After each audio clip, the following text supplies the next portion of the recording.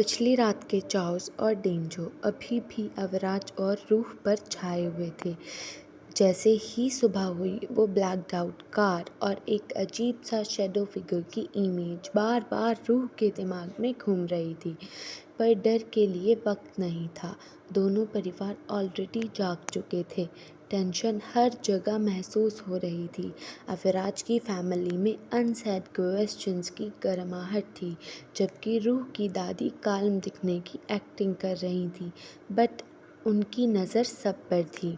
उस सुबह अवराज यूजुअल इतना स्टॉइक ने रूह को एक कप चाय दी, बिना कुछ कहे। ये पहली बार था जब उसने ऐसे जेंटलनेस दिखाई। रूह ने एक्सेप्ट की। उनकी उंगलियां एक पल को छुईं, ऑकवर्ड येट स्ट्रेंजली इंटीमेट। पर दोनों ने लास्ट नाइट की बात नहीं छेड़ी। हर एक दूसरे को बोलने का वेट कर रहा था। थोड़ी देर बाद आदित्य, रूह का भाई और अविराज का पुराना दोस्त, अचानक अविराज की स्टडी में आ गया। रूह ने मुझे सब बताया, आदित्य ने धीरे से कहा, सीरियस एक्सप्रेशंस के साथ। अविराज की आंखें सन गईं। कोई हमें टारगेट कर रहा है, या फिर इस अरेंजमेंट को? आदित्य ने हेजिटेशन के बाद अपना डाउट जाहिर किया। हमारी तरफ भी कुछ अजीब हो रहा है। माँ को कुछ थ्रेटिंग लेटर्स मिले हैं। कोई नहीं चाहता कि ये शादी हो। अब दोनों को सस्पिशियस और डीप हो गए। राइवल बिजनेस फैमिली, पुराने दुश्मन, या किसी का पर्सनल बदला। सब डिस्कशन के बाद अविराज को रूह की सेफ्टी सबसे ज़्यादा इम्पॉर्टेंट लग रही थी, चाहे वो कह नहीं पा रहा था। शाम को अविराज ने अपने रूटीन को तोड़ दिया और रूह को गार्डन में वॉक के लिए बुलाया, सबकी नज़रों से दूर। बाउंगानविलिया के नीचे उसने फाइनली कहा, अगर तुम ये सब छोड़ना चाहती हो, मैं तुम्हारा साथ दूंगा। रूह ने सिर हिलाया, आंखों में डिटर्मिनेशन। नहीं, मैं खुद जानना चाहती हूँ कौन हम दोनों को अलग करना चाहता है, और जो भी डिसीजन होगा वो मैं खुद लूँगी, डर की वजह से नहीं। उसकी हिम्मत अविराज की चुप से इतनी अलग उसे स्पीचलेस कर गई। वहीं दूर विहान, अविराज का छोटा भाई, एंशियस था। उसने रात को मेन गेट के पास एक इयररिंग पाई थी, वहाँ जहाँ मैनेकिन कार रुकी थी। शाम के खाने पर दोनों परिवार मिल बैठे, पर टेंशन हर एक की मुस्कुराहट के पीछे छुपी थी। अविराज की दादी को नोटिस हुआ कि रूह का फेवरेट इयररिंग मिसिंग है। चुपचाप विहान ने वो इयररिंग निकाला, हाथ कांपते हुए। ये मुझे मिला उसी जगह जहाँ वो गाड़ी रुकी थी। एक पल के लिए सब सन्न हो गए। रूह का चेहरा सफ़ेद हो गया। ये इयररिंग वहाँ कैसे गिरा? किसका था? अब सबको समझ आ गया। डेंजर सिर्फ बाहर नहीं है, शायद घर के अंदर भी है। तभी एंट्रेंस पर हलचल मच गई। उसके ट्रस्टेड हाउसकीपर दौड़ते हुए आए। चोट और लगी वो थी, घबराए हुए थे। किसी ने रूह के कमरे में घुसने की कोशिश की है।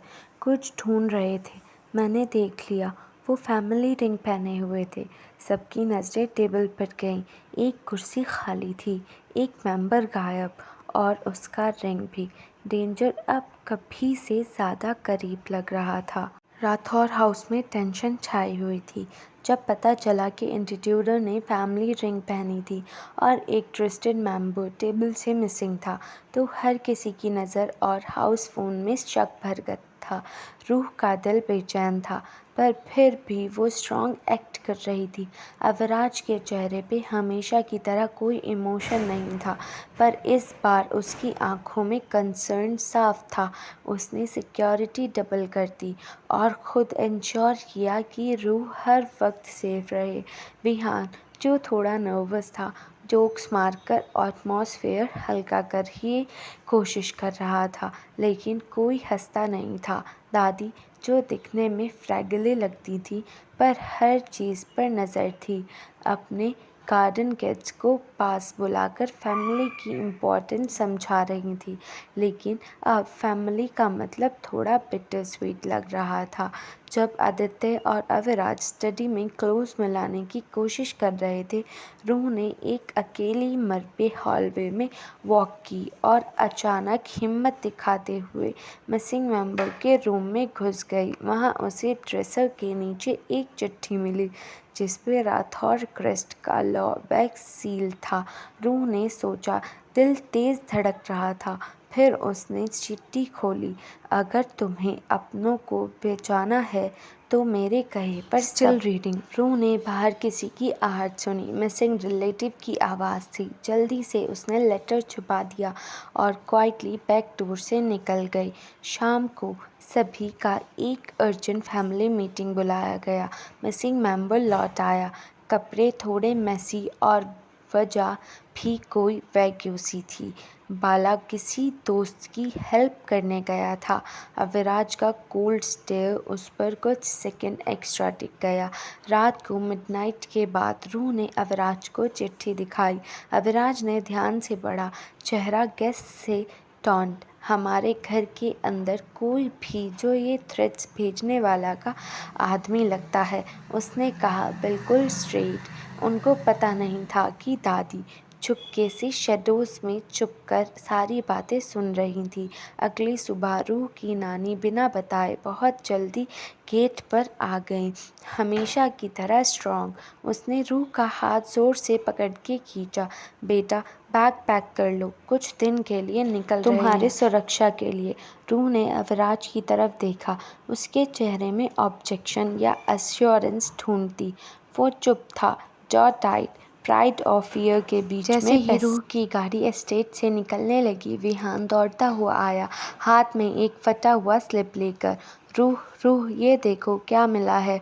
उस स्लिप पर एक ही लाइन लिखी थी, वो भी किसी जाने पहचाने हैंडराइटिंग में, जिस पर तुम सबसे ज़्यादा भरोसा करती हो वही तुम्हें धोखा देगा। रूह का चेहरा सफ़ेद हो गया। उसकी आंखों में डर और अनसर्टेनिटी थी। एक तरफ अविराज, दूसरी तरफ दादी। क्या असली खतरा अभी भी घर के अंदर है या उसके साथ ही उस गाड़ी में जा रहा है?